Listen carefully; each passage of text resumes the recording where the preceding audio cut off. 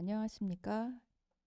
다원에서 고2 이 여름방학 특강 독서를 맡아서 수업을 진행하게 된 윤성원이라고 합니다.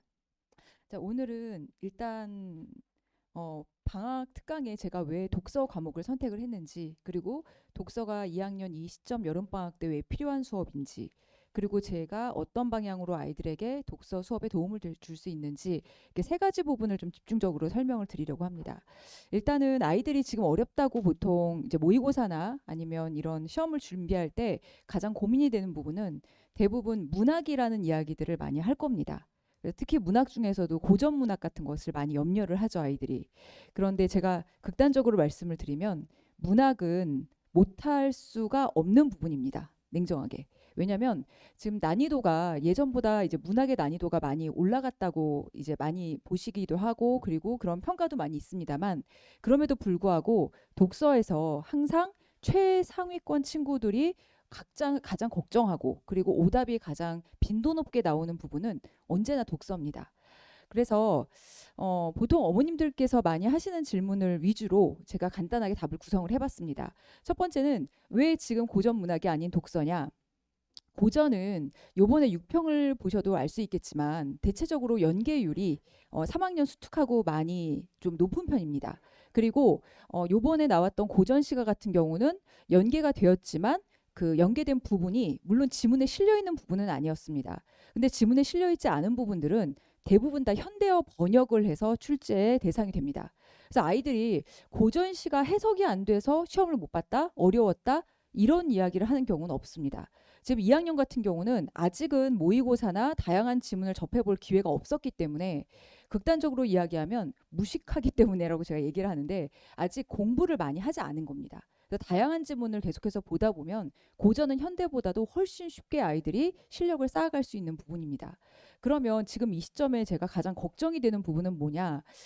가장 걱정이 되는 거 말씀드렸다시피 독서입니다. 왜냐하면 우리 보통 어머님들이 이런 말씀을 많이 하세요. 우리 아이는 지금 2학년 때까지 모의고사를 볼 때 독서 부분은 틀린 적이 없어요. 혹은 독서는 항상 그냥 뭐 읽고 잘 풀던데요. 이런 말씀들을 많이 하세요. 근데 혹시 위에 이제 첫째나 아니면 뭐 가까운 뭐 지인 간에 조금 국어를 먼저 공부를 한, 그 대학을 먼저 간 이런 선배들이 있는 경우에는 항상 이 친구들이 가장 어렵다고 하는 부분이 비문학 독서라는 걸 들으신 적이 있을 겁니다. 비문학을 지금 아이들이 2학년 친구들 같은 경우는 아직은 지문의 난이도가 낮습니다. 그러니까 지문의 난이도가 낮다는 말씀은 지문의 길이는 동일할지 모르지만 지문의 길이나 유형은 3학년 모의고사를 흡사하게 출제하고 있지만 그 안에 있는 정보의 양이 3학년의 모의고사나 수능하고는 비교가 되지 않게 적습니다. 그러니까 같은 지문의 길이를 갖고 있어도 전체에서 꼭 내가 보고 문제를 푸는데 필요한 정보량이 대략 60%, 많아봤자 70% 정도밖에 차지하고 있지 않아요.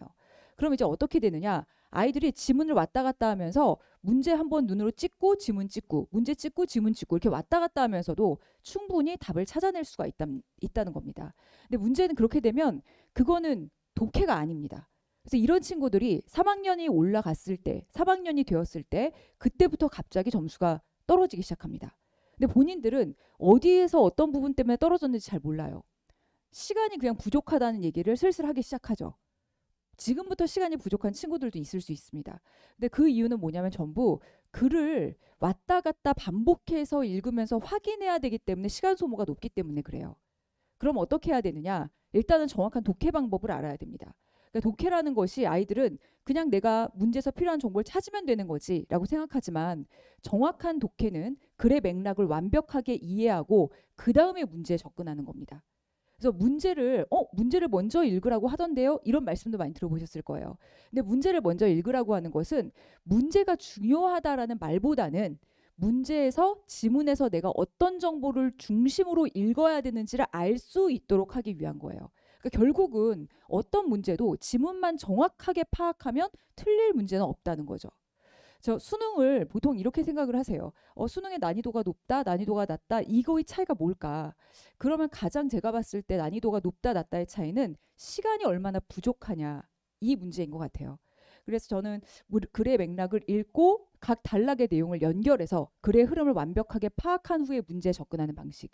이것이 정확한 독해 방법이고 제대로 된 독해 방법이라고 생각을 합니다. 자, 그래서 아까 말씀드렸듯이 시간이 부족한데 그걸 독해 훈련을 지금 하고 있을 여유가 있나요? 이런 말씀을 많이 물어보세요. 근데 시간이 부족한 친구들이야말로 지금이 아니면 정확한 독해력이나 독해 훈련을 할 수 있는 시간이 없습니다. 지금 아이들이 시간이 부족한 이유는 그때 어떤 시험에 시간이 부족하고 어떤 시험에 시간이 좀 여유로울 거예요. 시험의 운에 따른 겁니다. 근데 아이들이 나중에 수능을 볼 건데 수능을 운에 맡길 수만은 없잖아요. 그래서 결국은 시간 부족도 지금 비록 피가 마르는 시간이긴 하지만 이 시간이야말로 저는 이번 여름하고 그다음에 다음 겨울하고 이 두 번이 3학년이 되기 전에 제대로 된 독해 훈련을 할 수 있는 유일한 시간이라고 봅니다. 그래서 뭐 이런 거 말고도 뭐 어휘력 부족에 대한 걱정도 많이 하세요. 사실 요즘 아이들이 어휘력이 많이 부족하죠. 저는 매신간 이제 아이들이 질문을 저한테 선생님 이게 무슨 뜻이에요? 라는 질문을 많이 하는데 깜짝깜짝 놀랍니다. 진짜. 이거는 우리 아이만 특별히 어휘력이 부족한 거 아닌가? 우리 아이는 책을 많이 읽지 않아서 그런 것 같아요. 이렇게 말씀하시는데 상관없습니다. 각 학교의 최상위권 친구들도 다 말도 안 되는 질문을 합니다. 요즘에 이제 경제 지문 같은 게 많이 나오잖아요. 전 예전에 어떤 친구, 이 친구가 제가 어떤 학교라고 말씀을 드리지 않겠지만 꽤 이 동네 제가 오랫동안 수업을 했던 이제 뭐 휘문, 중동, 단대존 이런 남학교들을 많이 했는데 이 학교의 최상위권 친구 중에 한 명이었는데 그 친구가 저한테 그 어느 날 문제를 제가 이렇게 그 독서 수업을 하다가 푸느라고 했더니 버럭 저한테 화를 내는 거예요. 지문에 정보가 없다는 겁니다. 그래서 무슨 정보가 없어? 그랬더니 금리가 뭔지를 가르쳐 주지 않았다는 거예요. 은행의 이자, 금리가 뭔지를 몰라서 문제를 풀 수가 없다는 거죠. 혹시 우리 아이도 그런 상태예요? 라고 생각하시는 분도 있으실 수 있는데 그래서 정확한 건 어떤 두 가지가 필요하냐면 첫 번째는 금리 정도의 이런 어휘는 사실 문제를 풀기 전에 그러니까 지문을 보기 전에 미리 알고 있었어야 되겠죠. 그래서 이런 부분에 대한 선행은 어느 정도 필요합니다. 그리고 두 번째는 그런 것을 제외한 나머지 어휘는 글의 흐름을 통해서 맥락을 통해서 추론해서 내용을 알 수 있어야 합니다. 영어 지문에서도 아이들이 어떤 단어 하나를 모른다고 해도 지문 독해를 하면서 맥락을 통해서 유추해내잖아요. 마찬가지로 국어의 그 독해도 이런 과정이 필요하다는 말씀을 드리고 싶습니다. 자, 그래서 제 수업은 일단 원칙은 저는 지문을 읽는 방법부터 훈련을 하는 것이 원칙이라고 생각합니다. 아이들한테 보통 지문 읽으라고 그러면 중학교 때나 아니면 지금도 어디선가 학원에서 독해 훈련을 많이 받았기 때문에 줄을 열심히 그렇게 그어요. 근데 이제 줄을 긋는 목적 그리고 줄을 왜 그어야 하는지 그럼 이 줄을 다음에 나오는 어떤 문장과 어떤 맥락으로 이어서 내가 이해해야 되는지에 대한 건 없습니다. 그냥 열심히 뭔가를 이제 긋는 거죠. 또 어떤 친구는 또 너무 안 긋고 그러니까 줄을 많이 긋느냐 사실 적게 긋느냐가 중요한 것이 아니라 내가 이 지문을 이해하기 위해서 필요한 정보를 체크해 나가는 게 중요한 거거든요. 근데 아이들은 아직도 줄을 그을 때 보면 내가 이걸 왜 긋는지 어디에 긋고 있는지를 잘 모르는 경우가 많아요. 그리고 아까 말씀드렸듯이 이제 독서의 선행이 가능하냐, 어휘력을 미리 공부할 수 있느냐 이런 궁금증도 있으실 겁니다. 사실 독서는 다른 어떤 과목보다도 선행이 어려운 과목이죠. 정말 순수하게 독해 훈련만으로 극복을 해야 되는 파트가 맞습니다. 근데 그럼에도 불구하고 독서에서 인문사회 분야는 선행이 가능합니다. 제가 선행이 가능하다고 말씀드리는 이유는 아까 금리 같은 예시를 보시면 돼요. 그러니까 경제 지문 같은 경우는 경제와 관련된 여러 지문들이 항상 연결돼서 해마다 출제가 됐었습니다. 그래서 뭐 환율이라든가 아니면 채권이라든가 이런 지문이 한 번 출제됐으니까 이제 안 나오지 않을까 생각하실 수 있는데 몇 번을 거듭해서 나옵니다. 자, 그래서 이런 부분에 대해서는 특히 이제 이과인 친구들은 전혀 모릅니다. 전혀 모르기 때문에 인문, 사회, 그러니까 경제라든가 법이라든가 아니면 동양 철학, 서양 철학 같은 여러 지문들을 선행을 했을 때는 동일 지문이 나오지 않더라도 지문에 대한 이해가 쉬워지는 거죠. 자, 그래서 제가 아까 말씀드렸듯이 저는 이번 여름방학이 사실 긴 시간은 아니기 때문에 아이들에게 욕심 같아서는 정말 여러 가지 다 시키고 싶지만 그러다가는 죽도 밥도 안 될 것 같다는 생각이 듭니다. 그래서 독서에서도 말씀드렸던 경제와 인문, 그러니까 주로 철학하고 이 경제 이 지문을 중심으로 아이들에게 좀 수업을 진행하려고 합니다. 그 5번의 수업 중에 3번은 이제 경제 수업을 진행을 할 거고요. 2번은 철학 지문을 진행을 할 겁니다.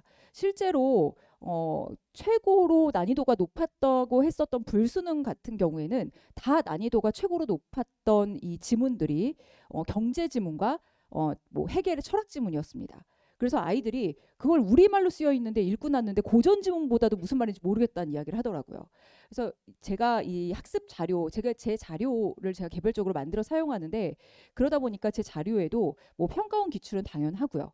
그리고 뭐 교육청 모의고사, 그리고 EBS 교재 등 최신 여러 교재들, 독서에서 다루고 있는 인문이나 사회 파트의 지문들을 직접 집어넣어서 구성을 합니다. 경제는 분야별로 수업을 합니다. 환율 파트가 있고, 그다음 채권 파트가 있고, 요즘 가장 많이 나오는 부분이죠. 그리고 경제 전반적인 흐름, 이렇게 3파트로 나누어서 진행을 할 예정입니다. 철학 같은 경우는 동양 철학 파트하고 서양 철학 파트를 진행할 예정입니다. 수능에서는 여태까지 난이도가 높았던 건 최근에는 서양 철학 쪽이 좀 많았죠. 해겔 같은 지문이 좀 많았습니다만, 지금 올해 EBS 교재의 이 경향을 보면은 동양 철학 지문들의 또 난이도가 좀 높아지고 있는 추세입니다. 그래서 이런 지문들을 함께 구성해서 진행할 예정입니다. 그리고 이제 이런 어떤 그 독서 중에서도 과학기술이 아닌 인문 이나 사회 파트 같은 경우는 복습이 좀 필요합니다. 왜냐하면 이 개념에 대한 숙지가 필요하거든요. 그래서 그런 부분들은 복습 테스트를 통해서 개념에 대한 이해를 확인하고요.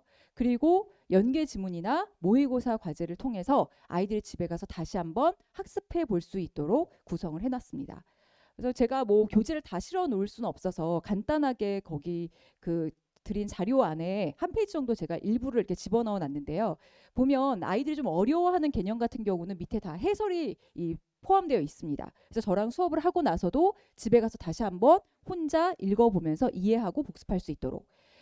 요 지문 같은 경우는 이제 기출이 되었었던 이중차분법이라는 지문입니다. 난이도가 굉장히 높았던 지문이죠. 그리고 이제 복습 테스트 같은 경우는 이제 지문에 따라서 제가 이렇게 뭐 빈칸을 뭐 채우는 부분이라든가 아니면 지문의 내용을 제대로 이해하고 파악했는지를 확인할 수 있는 OX로, 제가 오지선다를 별로 좋아하지 않습니다. 오지선다는 아이들이 유추할 수 있도록 하는 것이기 때문에 이해가 확실하게 됐는지를 좀 확인하기 어려운 부분이 있거든요. 그래서 복습 테스트는 이런 식으로 괄호 넣기 아니면 맥락을 이해하고 서술형으로 간단하게 내용을 파악해서 요약하는 것, 아니면 이런 OX 퀴즈, 이런 것으로 확인을 하는 시험 테스트를 보고 있습니다. 저는 그 수능 공부하고 내신 공부를 분리해서 공부하는 것이 가장 비효율적이라고 생각을 합니다. 그러니까 어머님들께서 가끔 우리 아이는 이제 정시 준비를 해야 돼서 그래서 학교 내신 공부는 조금 안 해도 될 것 같아요. 어떤 친구는 본인이 선생님 저 어차피 정시판데 내신 공부하는 시간이 너무 아까워요, 이런 말들을 많이 해요. 그런데 어차피 2학기 이 주변에 있는 학교들 대부분이 2학기에는 독서를 내신 과목을 채택하고 있는 경우가 많습니다. 선생님들께서 대부분 기출 지문들을 쓰시거든요. 그래서 그런 부분에 대한 것도 같이 공부하는 준비가 될 수 있다고 생각합니다.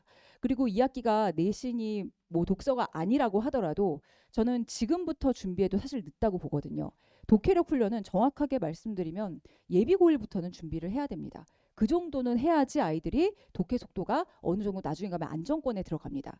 근데 지금부터라도 아이들이 그래도 열심히 하게 되면 그래도 3학년 가서 당황하거나 3학년 모의고사에서 갑자기 점수가 추락하는 경우는 좀 막을 수 있지 않을까, 그렇게 생각을 해요. 자, 그래서 아까 말씀드렸듯이 총 5주차로 진행되는 수업에서 이제 경제를 앞부분에 진행하고 뒷부분에 철학을 진행할 예정입니다.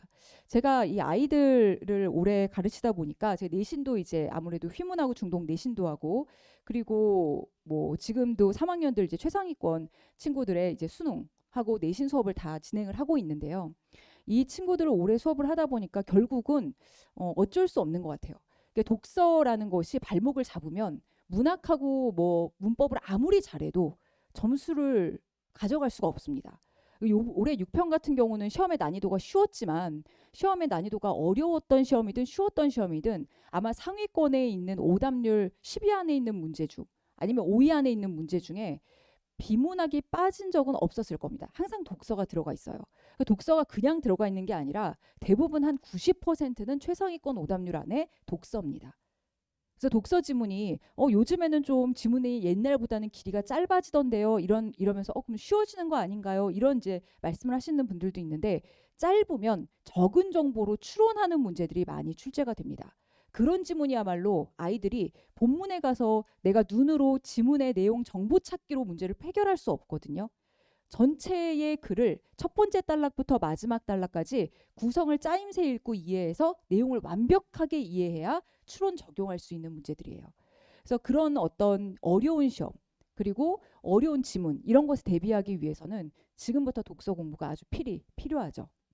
그래서 이 방학에 아이들이 저는 최소한 나중에 3학년에 올라가서 경제 지문을 읽었는데 이 경제 지문이 세상에서 처음 들어보는 말들이 막 나오는 것이다. 제가 아이들한테 농담 삼아 그래요. 아이들이 경제 지문 되게 싫어하거든요. 그럼 제가 첫 시간에 부자가 되고 싶은가? 뭐 이렇게 농담 삼아 물어보는데 아이들한테 어떻게든 재미있게 그리고 이해가 갈 수 있도록 수업을 하는 것이 저의 목표고요. 제가 이렇게 작년에도 이제 2학년, 지금 3학년 수업을 맡고 있는 친구들의 2학년 여름방학 때 이 독서 수업을 경제하고 철학을 중심으로 진행을 했습니다.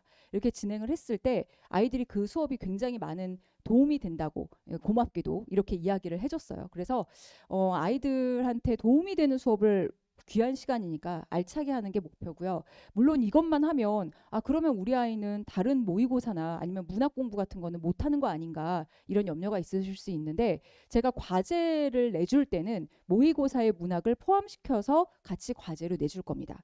왜냐하면 아이들이 독서에만 너무 치중하면 또 문학을 푸는 감을 잃을 수 있거든요. 그래서 문학도 어떻게 하면 지문에 나와 있는 내용을 내가 감상하지 않고 나의 주관이 아닌 객관적 기준으로 문제를 풀이야 하는지 이 방학 동안 모의고사 수업을 알차게 할 수 있도록 그렇게 구성할 예정입니다. 그래서 제가 이제 수업을 7월 19일 날이 개강인데 혹시 그 전에 궁금하신 부분이 있으시면 저에게 뭐 개별적으로 연락을 하셔서 뭐 질문을 하셔도 되고요. 아니면 나중에 뭐 학원 측에 요청을 하셔서 제가 따로 설명을 드릴 수 있는 기회를 마련하도록 하겠습니다. 귀한 시간 내주셔서 감사합니다.